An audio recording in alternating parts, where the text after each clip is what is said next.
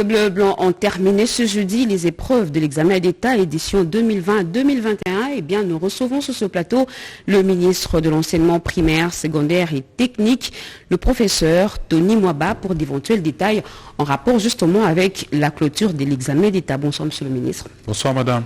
Nous sommes à vous tout à l'heure. 4 morts et plusieurs véhicules calcinés. C'est le bilan de l'embuscade tendue hier par les groupes armés à un convoi des FARDC. Le porte-parole de l'armée nous parlera de cette fusillade. Elle est en perte de vitesse. La centrale hydroélectrique de la Tchopo tourne seulement à 30% de sa capacité. Conséquence, Toki-Sangani se trouve dans un noir de tous les diables, à l'instar de quelques îlots des civilisations. Eh bien, la situation a été passée au peigne fin par les autorités pour une solution durable. Voilà pour les titres. Mesdames et messieurs, bonsoir et merci d'avoir choisi l'RTNC pour vous informer. En nouvelle, les léopards de la République démocratique du Congo, tenus en échec par les Taifa Stars de la Tanzanie par un but partout. Dieu merci, Mbokani, qui a fait son retour en sélection, a marqué l'unique but congolais. Match comptant pour la première journée des éliminatoires mondiales Qatar 2022. Les poulains d'Hector Cooper vont croiser le fer lundi prochain avec le Bénin pour la deuxième journée de ces éliminatoires. Rien n'a affecté les bonnes relations bilatérales séculaires entre l'Italie et la République démocratique du Congo. C'est ce qu'on peut retenir de la rencontre historique entre le président Félix Antoine Tshisekedi Tshilombo et son homologue italien Sergio Mattarella ce jeudi soir au palais de Quirinal à Rome. Pendant 1 heure, les présidents Félix Antoine Tshisekedi Tshilombo et son hôte ont échangé en toute convivialité. Le reportage complet dans nos prochaines éditions. Et en image, les accords signés avec le Fonds monétaire international, eh bien, où en est-on? La réunion de la Troïka économique s'est adonnée à la tâche. Elle a évalué la situation financière en République démocratique du Congo au regard de l'accord avec cette institution de Bretton Woods. C'était à la prémature sous la houlette du Premier ministre Jean-Michel Samalukonde Kyenge. Petit Ndongo, Marcel Mobenga et bienvenue au salon. Monseigneur son reportage. Économique réuni autour du Premier ministre Jean-Michel Samalukonde Kyenge a fait le suivi des accords conclus entre la République démocratique du Congo et le Fonds monétaire international. Et c'est là pour la facilitation des crédits élargis. On a passé en revue les critères parce qu'il y a une évaluation au mois de septembre et en décembre. Et à ce sujet, les indicateurs sont ouverts. Si on maintient cet élan, en principe, on va continuer avec le programme tel que prévu. Cette réunion qui a mis autour d'une table les ministres des Finances et des Budgets et la gouverneure de la Banque centrale du Congo, ce jeudi 2 septembre à la primature, a voulu aussi s'assurer de la bonne gestion des finances publiques. On a passé en revue les critères parce qu'il y a une évaluation au mois de septembre et en décembre. Et à ce sujet, les indicateurs sont ouverts. Si on maintient cet élan, en principe, on va continuer avec le programme tel que prévu. Par rapport aux dépenses, il y a certaines mesures qui seront annoncées et par rapport aux recettes, le ministre des Finances nous a informé de l'évolution des recettes qui, comme vous le savez, depuis plusieurs semaines, sont très bonnes. Il y a aussi d'autres critères liés aux dépenses de rémunération. Nous fournissons des efforts pour rester dans les proportions qui ont été convenues avec les partenaires. Des grands projets d'investissement seront lancés et les ministres sectoriels se préparent pour que le tout se passe dans le strict respect des accords conclus avec les FMI. Conclusion du ministre du Budget, Aimé Boji. La coopération RDC-Burundi a besoin d'une cure de jouvence. La comité mixte entre ces deux pays s'est tenue à Kinshasa pour donner un nouvel élan. Le ministre burundais des Affaires étrangères a été reçu par le Premier ministre Jean-Michel Samalukonde Kyenge. Encore une fois, Petit Ndongo. En marge de la 4e session de la commission mixte RDC-Burundi, le Premier ministre Jean-Michel Samalukonde Kyenge a reçu le ministre burundais des Affaires étrangères. Tenu après 33 ans sous la supervision du chef du gouvernement, cette commission a entre autres comme mission de renforcer les relations d'amitié et de coopération dans plusieurs domaines d'intérêt commun, notamment la défense et la sécurité à la frontière commune. C'est une session historique qui vient encore une fois rapprocher nos deux pays. Le Burundi a mis en priorité la diplomatie économique. Cette diplomatie économique pointe exactement 4 ou 3 piliers, notamment l'attrait des investissements étrangers, les échanges commerciaux, mais aussi le transfert des technologies. Nos experts qui sont en train de travailler d'arrache-pied pour pouvoir s'entendre sur certains accords dans plusieurs domaines d'intérêt commun. Et nous pensons que ce soir, nous allons célébrer la 4e grande commission entre nos deux pays comme un événement historique qui vient respecter les instructions de nos chefs d'État. Albert Shingiro était conduit par le ministre congolais de la coopération régionale, Didier Manzenga. Nous vous l'avions dit à l'ouverture de ce journal, nous recevons pour vous le ministre de l'enseignement primaire, secondaire et technique, Maître Tony Mwaba. Encore une fois, bonsoir Monsieur le ministre. Bonsoir Madame. Les épreuves de l'examen d'État ont pris fin aujourd'hui et ce sur toute l'étendue du territoire de la République démocratique du Congo. Quel est le bilan? Quel a été le taux de participation et des filles et des garçons? Madame, ça a été une grande satisfaction pour nous parce que tout s'est passé comme sur de roulettes.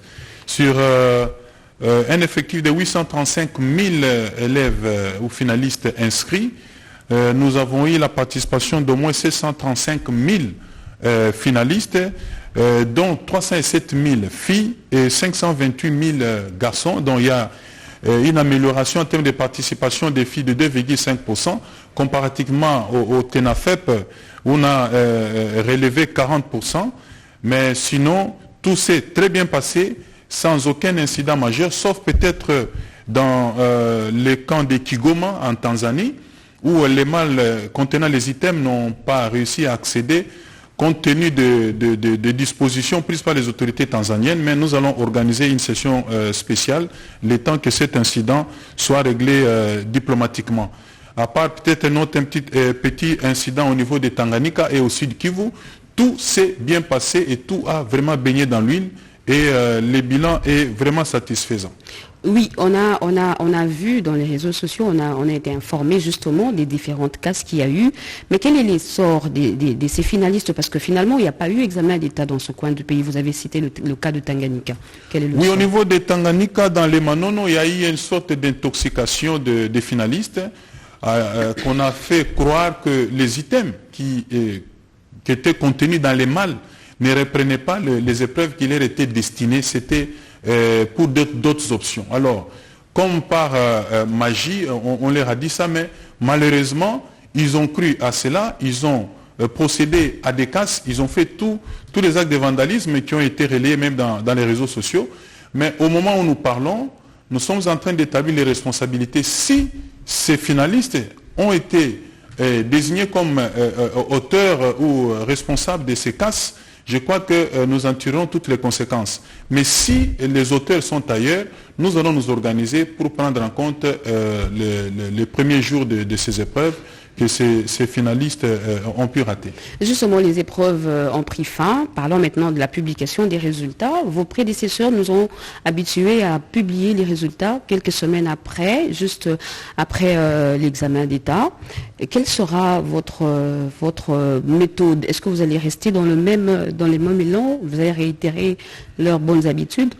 Nous allons demeurer dans les mêmes élans, c'est vrai, d'ailleurs avec beaucoup plus d'amélioration d'ailleurs, pour la simple raison que, contrairement aux années antérieures, il y a une forte participation des finalistes cette année, ce qui fait que cela aurait pu avoir un impact sur les temps qu'il faut prendre pour la correction et la publication, mais nous ferons en sorte que nous demeurions dans les temps. Donc, d'ici la fin de ce mois de septembre, entre les 22 ou les 25, en tout cas, au plus tard, la fin de ce mois de septembre, les résultats seront rendus publics. Et pour finir, cette dernière question d'un parent qui se plaint que chaque année, au fait, il y a un budget que les PST allouent à l'examen d'État, mais aussi chaque année, on demande des frais aux élèves. Pourquoi? Bonne question. Madame, dans le budget qui alloué, n'est-ce pas, à la session ordinaire des examens d'État, il y a deux rubriques. Il y a une rubrique qui s'occupe de la supervision nationale. La conception, la rédaction, la production, le convoyage et même la correction des examens, ça, c'est pris en charge totalement par l'État. Mais maintenant, en ce qui concerne les frais de participation au niveau des provinces, C'est là et à ce niveau-là que les parents continuent à prendre en charge et les frais de participation varient d'une province éducationnelle à l'autre. N'oubliez pas qu'à l'EPST, nous gérons 58 provinces éducationnelles, mais nous sommes en train de nous battre pour que dans les années qui suivent, que l'État soit à même de prendre toutes les étapes totalement en charge pour éviter à ce que ce poids repose encore sur les parents. C'est un processus, je ne peux pas le faire seul. Je dois associer ou approcher nos collègues du budget et des finances pour arriver finalement à mettre tout sur le dos de l'État. Mais en attendant, l'État prend en charge juste une partie et l'autre partie, c'est supporté par les parents en termes de taux de participation qui varient d'une province à l'autre par rapport aux réalités, aux spécificités de chaque province. Monsieur le ministre, merci d'avoir accepté l'invitation de la RTNC. Nous rappelons là que nous recevons pour vous le ministre de l'enseignement primaire, secondaire et technique, maître Tony Mwaba. Merci. Poursuivant ce journal, la ville d'Ombujimai au Kasaï oriental a connu un drame ce jeudi. Un incendie s'est déclaré dans la commune de Dibindi. À l'origine, un feu d'essence a pris feu, causant la mort d'un motard. Affirmation faite par la bourgmestre de cette commune, Madame Georgette Ndaya. Elle est jointe au téléphone par Robert Ndaïtissisi. La ville d'Ombujimai sous les chocs ce jeudi 2 septembre 2021. Consternation et émotion. Un incendie s'est produit aux alentours de 10 heures au grand marché Bakwadianga à Mbujimai. Un fût d'essence s'est renversé près d'un brasero. La bourgmestre de Dibindi, joint au téléphone, confirme le fait. Venons de l'apprendre, il y a eu un incendie à Mbujimai dans votre commune. Qu'est-ce qui s'est passé? Il y avait un monsieur qui était en train de rouler un fût d'essence. Alors, il y avait un embouteillage, un camion d'un transporteur de fret venait du côté de Mama Yemo. Alors, en voulant éviter l'embouteillage, il s'est cogné au fût d'essence. Le bouchon s'est enlevé du fût. C'est comme ça que l'essence a commencé à sortir. Quand l'essence a commencé à sortir, il y a une femme qui était à côté qui grillait les patates douces.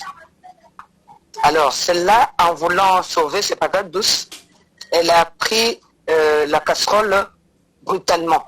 Il y avait des motards qui étaient là. Un motard qui était sur la moto, il a été calciné. Il a été calciné. Celui-là, il a eu des brûlures de 2e degré.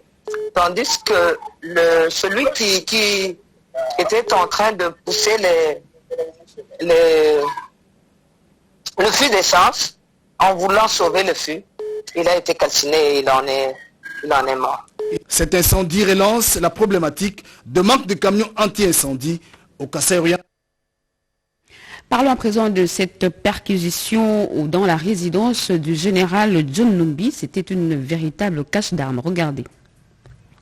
Lors d'une descente effectuée par les services urbanisme et habitat, accompagnée par la police militaire de la ville-province de Kinshasa et d'autres services, en date du 30 août 2021, à la résidence gendarmerie John Numbi, située au numéro 5 des avenues des Orangers dans la commune de la Gombe, une saisie importante des quantités d'armes de guerre comme mortier 60, mortier 80, PKM, AK-47, lance-flammes et autres a été trouvée dans la dite résidence et ce, à la surprise générale de services de l'habitat constatant l'existence d'une poudrière à la résidence privée d'un chef militaire. Poursuivant les investigations, une autre descente a été effectuée en date du 1er septembre 2021 et cette dernière a permis de constater l'existence de plusieurs cartons contenant des copies des procès-verbaux et d'autres courriers dans les dossiers affaire Éric Lengue, de l'assassinat du défunt président de la République Laurent Désiré Kabila, de l'affaire Bundoudia Congo et l'assassinat de Tchebeya et son chauffeur Bazana. Plusieurs photos de personnes inconnues ainsi que des images sur la mort de Tchebeya. A noter la découverte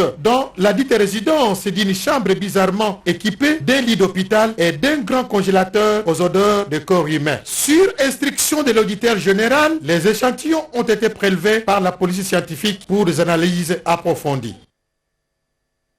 Et les éléments des FARDC et ceux de la MONUSCO sont tombés dans une embuscade de groupes armés sur l'axe Komanda-Luna dans la province de l'Ituri. Bilan, 4 morts et plusieurs véhicules incendiés. Mais fort heureusement, l'armée a pu libérer 60 personnes enlevées par ces hors-la-loi. On fait le point avec le porte-parole des opérations militaires en Ituri. Les armées ont poursuivi l'ennemi après cette attaque. Nous avons retrouvé 4 corps, un corps est incendié dans le véhicule et 3 corps à 800 mètres de la route principale lors de la poursuite. Et lors de cette poursuite, nous avons aussi ramené notre population qui était prise en otage par l'ennemi. Donc ça n'a pas tardé. Lorsque nous avions été informés, nous sommes passés à l'action. Malheureusement, l'inévitable est venu et nous y travaillons pour remédier définitivement à cette situation. Et cela ne doit pas décourager ni la population, ni les forces armées. Pour le moment, nous encourageons tous les éléments de forces armées engagés dans ces opérations contre les ADF dans le front sud d'être vigilants et pris de courage pour neutraliser cet ennemi qui vit en nous, qui s'est fait lui-même d'ailleurs, parfois transporteur, parfois usager, et nous devons être prudents et avoir l'observation tout azimut lors de ces convois en allant comme au retour. Voilà un peu ce que nous pouvons dire, mais pour le moment, nos hommes sont sur le terrain sous le commandement du commandant Axe, le général Mugisa. Plus de 60 personnes disparues, nous avons récupéré ces hommes et à ce moment ici, ils sont au nord, ils sont au village 3 antennes, en train encore du travail avec le service de sécurité des renseignements sur place pour connaître combien, dans l'attente de chercher des solutions définitives à ces problèmes d'insécurité. Restons encore dans le secteur de la défense. C'est bien les nouveaux sous-lieutenants de l'armée congolaise de la 32e promotion ordinaire ont prêté serment au terme de leur formation. Et c'est le ministre de la Défense nationale, Gilbert Kabanda, qui a présidé cette cérémonie, nous dit Georges Frédéric Ndibou. Le ministre de la Défense nationale et ancien combattant, représentant personnel du chef de l'État, a reçu le serment des nouveaux sous-lieutenants des FARDC à l'Académie militaire de Kananga.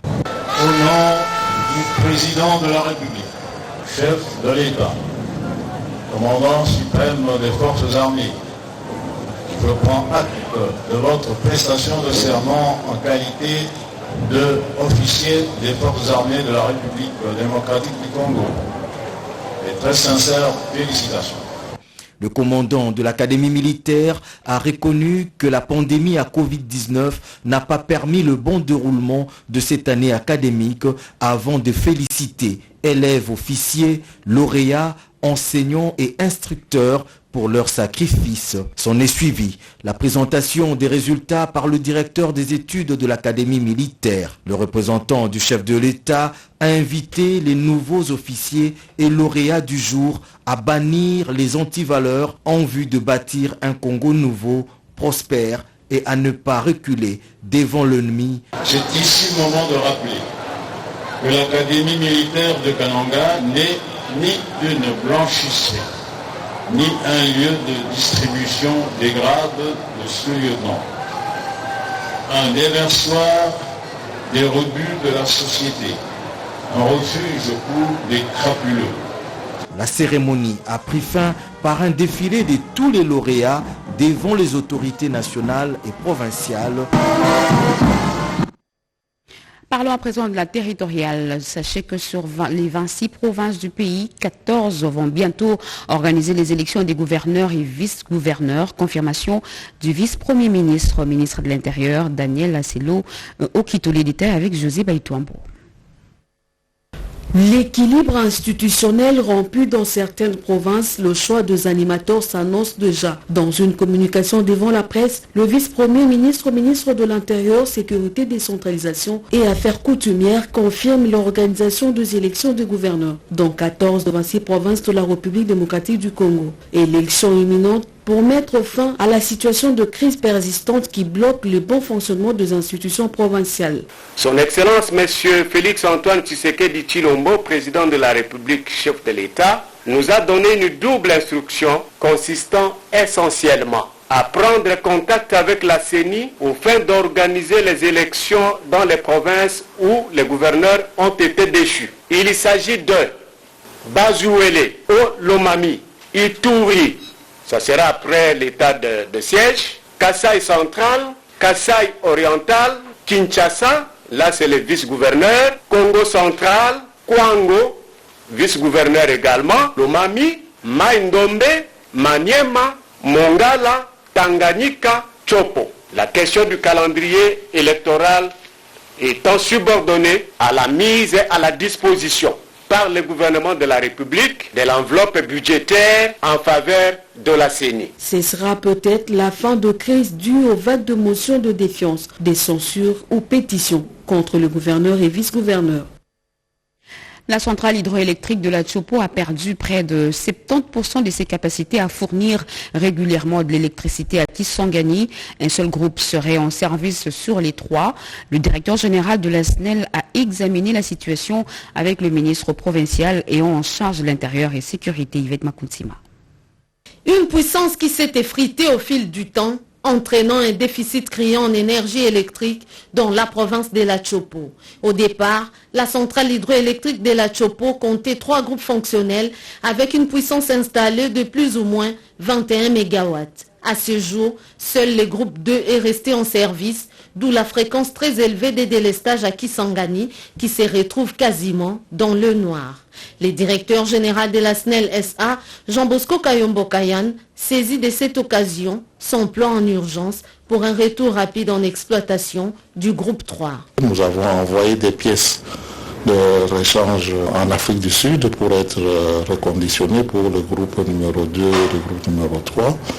Nous avons commandé déjà des pièces pour le groupe numéro 1 qui venait d'arriver il n'y a pas longtemps ici à Kinshasa, que nous allons rapidement acheminer à Kisangani. On va prendre des experts de Inga dans les autres centrales pour essayer de renforcer l'équipe de Kisangani pour que rapidement nous puissions trouver une solution transitoire de démarrage, donc une solution à court terme pour rattraper la puissance qu'on avait. Le ministre provincial de l'Intérieur et Sécurité de la Chopo, Jean Tongo, reçu par le directeur général de la SNEL SA, décrit les faits. Je crois que sur l'ensemble de la ville, il ne nous restait que 2 MW. Et 2 MW pour un besoin de 40, c'est vraiment insuffisant. Voilà pourquoi nous étions en contact avec le DG. Et il a jugé bon que nous puissions vraiment être à Kinshasa pour qu'on discute de vive voix. Pour assurer un retour à la normale, un accord de financement a été conclu avec l'agence belge Enabel pour la réhabilitation du groupe 1. Juste après ce journal, vous suivrez en page magazine cette rencontre entre le directeur général de la SNEL et cette délégation venue de la province de la Chopo. Des bornes fontaines seront bientôt placées dans les quartiers touchés par la pollution des rivières Chikapa et Kasaï dans la province de Kasaï pour soulager tant soit peu la population. L'annonce a été faite par le ministre du Développement rural, François Roubota, en visite dans cette partie du pays. Jean-Pierre Ndolo Demazou nous en parle. Une délégation du gouvernement central séjourne dans la ville de Chikapa, chef-lieu de la province du Kasaï. C'est pour se rendre compte de la situation de la pollution des eaux des rivières Kasaï et Chikapa. Conduite par le ministre d'État en charge du développement rural, François Roubota Masumbuko, la délégation est allée s'enquérir de la situation des eaux de ces rivières.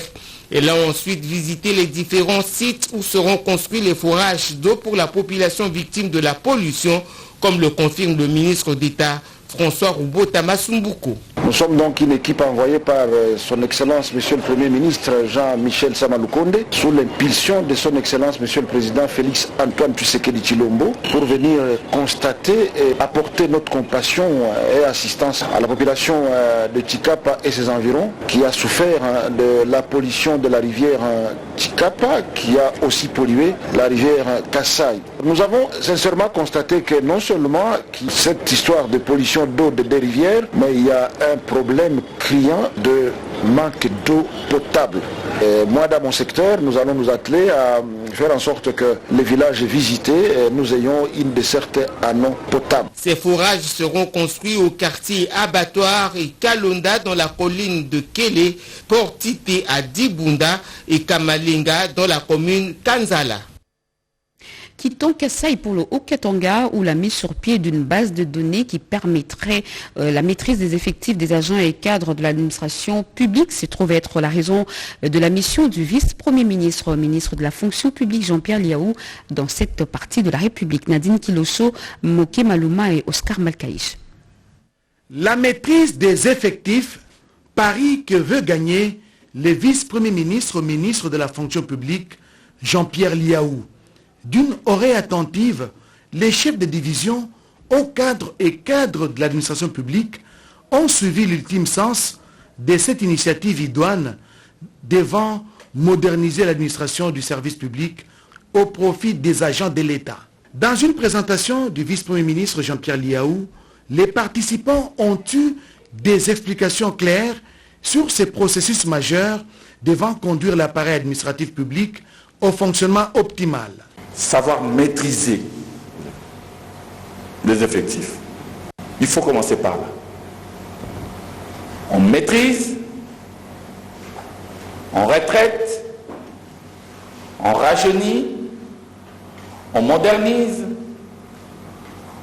on améliore les conditions de travail, de salaire, on dématérialise, on simplifie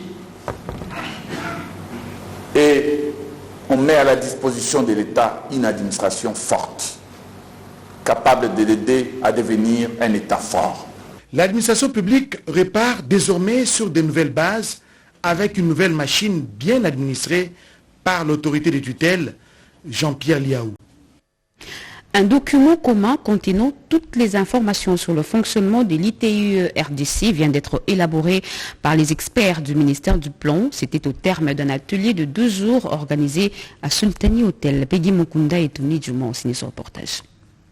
Disséminer les rapports ITIE sur base des grilles de dissémination qui ont été adoptées et que les cibles soient élargies et la partie la plus importante touche les personnes qui sont directement concernées par les mines et les pétroles, en fait qui en subissent les effets négatifs pour qu'ils soient impliqués dans ce processus.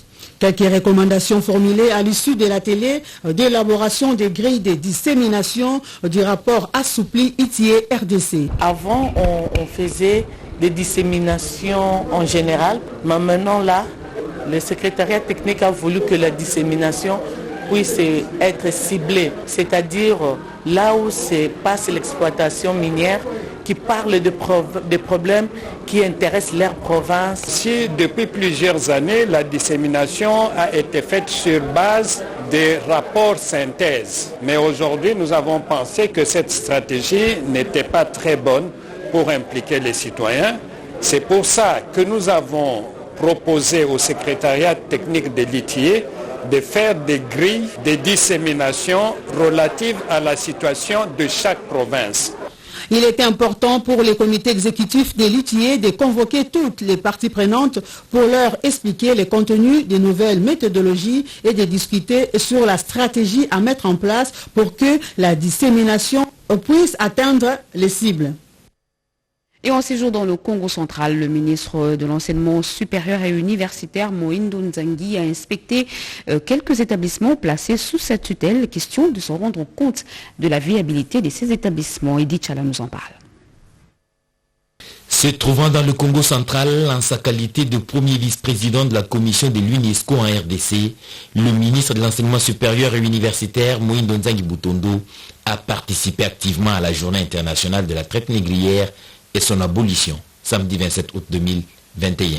Faisant d'une pierre deux coups, le patron de l'enseignement supérieur et universitaire a également procédé à l'inspection des établissements sous sa tutelle, d'abord à l'université Joseph Kasavubu de Boma, où il a aussi lancé et participé aux travaux de sensibilisation sur les états généraux. Le même mardi 30 août, le ministre de l'enseignement supérieur et universitaire s'est livré au même exercice à Matadi, à l'Institut supérieur de commerce et à l'Institut des bâtiments et travaux publics, ainsi qu'à l'Institut supérieur pédagogique de Matadi. Poursuivant ces inspections en vue d'un état des lieux sans complaisance, le ministre de l'Enseignement supérieur et universitaire, Moïndo Nzangi, a aussi foulé le sol des installations du Centre d'information et de vulgarisation agroalimentaire de Kimpese, toujours dans le Congo central. Il a effectué une visite guidée sous la conduite du directeur général de cet institut, qui a démontré à son hôte qui est la devise de son établissement, est de marier la théorie à la pratique. L'Institut supérieur des techniques médicales de Kimpese et l'Institut supérieur de pédagogie de Mbanza-Ngungu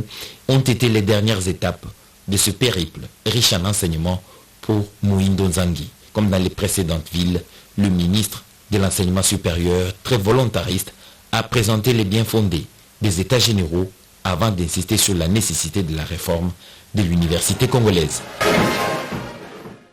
La table ronde sur l'organisation et le fonctionnement de l'enseignement spécial en République démocratique du Congo s'est ouverte hier mercredi à Kinshasa. Défis et perspectives au regard de la réforme du système éducatif congolais. C'est le thème qui sera examiné au cours de ces assises. Biti Amani et Monique Mavungu. Les personnes vivant avec handicap ne seront plus délaissées pour compte en République démocratique du Congo dans le secteur de l'éducation. La matérialisation de cette vision du chef de l'État, Félix Antoine Tshisekedi Tshilombo, sur le plan de l'éducation des personnes vivant avec handicap, a suscité l'organisation d'une table ronde nationale sur l'enseignement spécial à Kinshasa. Selon la ministre déléguée en charge des personnes vivant avec handicap, Maître Irène Essambo, ces assises de 2 jours ont pour objectif de dégager des pistes visibles sur la contribution du ministère à la grande réforme du système éducatif en cours en RDC. C'est ici le lieu de reconnaître la grande vision de son Excellence, Monsieur le Président de la République, chef de l'État, Félix Antoine Tshisekedi Tshilombo, dans le domaine de l'inclusion des personnes avec handicap. Cette grande vision consiste en la réduction sensible des préjugés et l'éradication des divers obstacles à la protection et à la participation citoyenne des personnes avec handicap et autres personnes vulnérables. C'est la ministre d'État en charge du genre, famille et enfants, Gisèle Ndaya, représentant du Premier ministre, chef du gouvernement, qui a procédé à l'ouverture des travaux. À l'issue de cette table ronde, les experts et partenaires vont prendre leur engagement pour la promotion de l'enseignement spécial en RDC. La cérémonie de remise de véhicules de terrain à l'administration de l'aménagement du territoire, cette cérémonie présidée par le ministre d'État en charge de l'aménagement du territoire. Blaise Boko-Kessonza nous en parle. Conformément à la vision du chef de l'État Félix Antoine Tshisekedi et en harmonie avec l'axe 6 du pilier 2 de la feuille de route 2021-2023 de son ministère, le ministre d'État en charge de l'aménagement du territoire, Maître Guy Luando, a doté son administration de matériel roulant pour renforcer leur capacité opérationnelle, une première en 4 ans d'existence de ce ministère. C'était au cours d'une cérémonie solennelle, c'est jeudi 2 septembre 2021 à Kinshasa. La cérémonie de ce jour entre en ligne de compte de la ferme volonté de notre gouvernement qui travaille sous le leadership de son Excellence, Monsieur le Premier ministre et chef du gouvernement, dans le strict respect de la vision imprimée par notre Président de la République, Félix Antoine Tshisekedi Tshilombo. Pour le secrétaire général AI, ceci est la matérialisation d'un rêve qui prend corps grâce au choix du président de la République sur le ministre d'État Guy Luando Mboyo. Pour nous, le champ et cadre de l'administration, c'est une émotion. Une émotion que tout le monde ne rêvait pas qu'un jour, la venue du territoire puisse bénéficier. C'est une vie de travail. Par la grâce de la vision du chef de l'État, Antoine Félix Tshisekedi, le Premier ministre, le ministre d'État, il a fait un coup que tout le monde ne pensait même pas. Là, monsieur le ministre d'État, nous voulons que le Seigneur accorde longue vie dans notre ministère pour qu'en fait, nous réalisons ensemble ce qu'il a comme projet pour la République du Congo. Les 35 km de route seront bientôt asphaltés dans la ville de Kananga dans le cadre du projet Tilégelou. Les travaux d'assainissement et construction des caniveaux avancent à pas de géant, constat de Robert Ndaïti-Cc. La révolution dans la commune de Landécha, nous sommes au Kasaï central. Les travaux de construction et réhabilitation de la voirie urbaine de Kananga sont lancés. 36 km de routes sont concernés par ces projets Tilégelou à Kananga. 5 mois après, 18 chantiers au total sont prévus. Et à ces jours, 8 chantiers sont très avancés. Les habitants de Kananga revoient les engins de l'entreprise Grec 7 accompagner les grands travaux d'assainissement avec la construction des caniveaux. Une étape importante dans la construction d'une route avant son asphaltage. Grec 7 accélère les travaux à l'arrivée de la saison pluvieuse pour ne pas subir une surprise désagréable. Dans la commune de Katoka, les travaux avancent. Ici, les fonds de fouilles reçoivent successivement le béton de propriété et la semelle en béton. Opération nécessaire à la robustesse des fondations. Sur cette avenue, des caniveaux sont construits et un collecteur d'eau non prévu dans le planning est en construction pour évacuer l'eau. Sur l'avenue de la Révolution, dans la commune de Landécha, les habitants sont satisfaits de l'évolution des travaux. Avec le régime de notre président Tshisekedi, nous avons vu et il y a des canalisations partout. J'ai un peu sillonné dans la province, dans notre ville de Kananga, à Katoka, à Lukonga, et à Bianchi, centre-ville. J'ai trouvé toujours des canalisations ici. La ville de Kananga est réellement en chantier. L'avenue Etienne Tshisekedi aux alentours de l'hygiène. Plan d'exécution des travaux à l'appui. Des caniveaux sont en phase terminale. Au quartier hôpital, c'est pour la toute première fois que de tels travaux sont exécutés à la satisfaction de la population. Dire qu'il n'y a rien, c'est plus fort. Parce que ce que nous voyons ici, on n'a jamais vécu ça. Le boucle quartier Bianchi connaît aussi des grands travaux de canalisation. Ce système d'évacuation des eaux sont construits dans l'objectif de limiter le risque d'infiltration des eaux qui, à la longue, pourront abîmer la route. Du boulevard Moukinge Chabantou, passant par l'avenue Dispensaire, Bagira et d'autres avenues, les choses bougent. Les délais de 36 mois prévus pour la construction des routes à Kananga sera respecté pour la fin des travaux. Et des locataires insolvables des immeubles de l'État vivent leurs dernières heures car ils seront bientôt déguerpis. Les membres de l'actuel conseil d'administration de la Caisse nationale de sécurité sociale ont visité ces villas pour lancer un dernier ultimatum. Oscar Balkaïch. Ce sont des immeubles de l'État appartenant à la Caisse nationale de sécurité sociale capables de renflouer cette caisse. Mais voilà, les locataires, pour la plupart, des insolvables, se donnent le luxe d'occuper ces appartements et villas sans payer le moindre frais de loyer. Certains ont même sous-logé d'autres locataires et se sont mués en bailleurs. Pour mettre fin à ces désordres qui allient domicile, une délégation de membres du conseil d'administration de la CNSS, constituée directeur général, le docteur Jean-Simon Foutikiakou, et de la présidente du conseil d'administration, Joséphine Chimbi, a effectué une visite de ces immeubles. Question de faire ces constats. Personne ne sera déguerpi et puis va aller se reposer calmement avec ces sommes qu'il détient dûment. Sinon, ça sera un très mauvais signal. N'importe qui pourra se permettre de se soustraire, de rester dans les locaux de l'INSS, c'est que ça se passe toujours comme ça. Il est parti et sans qu'il puisse demeurer redevable. Dès l'immeuble Kimpoko, en passant par les autres villas et patrimoines du domaine de la CNSS, le constat est amer. Quand vous regardez les immeubles qui nous entourent à gauche et à droite, nous sommes dans des taudis à la limite parce que c'est un peu sale, mal entretenu. Et au niveau du conseil d'administration, je pense qu'on va prendre vraiment des décisions idoines quant à ce. Tous les moyens seront utilisés pour que la Caisse nationale de sécurité sociale rentre dans ses droits. Le FPI vient de récupérer une concession pour le compte de l'État dans la commune de Limété. Eh bien, le directeur général de cette entreprise en a profité pour effectuer une visite d'inspection au centre féminin Maman Antoinette Mobutu. Regardez. Le directeur général intérimaire du Fonds de promotion pour l'industrie, Jean-Claude Kalenga, a effectué ce mardi 31 août 2021 une visite d'inspection et d'évaluation dans la commune de Limété. Première étape, le bâtiment acquis par Dation en paiement au quartier Kingabwa. Cette descente sur le terrain de Jean-Claude Kalenga, directeur général AI du FPI, accompagné de quelques cadres, s'inscrit dans la récupération de cet immeuble auprès de la Société Générale du Commerce spécialisée dans la production de papier, dont le projet, sollicité depuis 2015, n'a jamais été réalisé. Tout compte fait à ce jour, allant du montant principal ajouté des intérêts financiers et du retard, la créance du débiteur s'élève à 5 300 000 $ américains. Un contrat est un engagement entre deux parties. Et les deux parties se sont engagées, ils ont des obligations et des devoirs réciproques.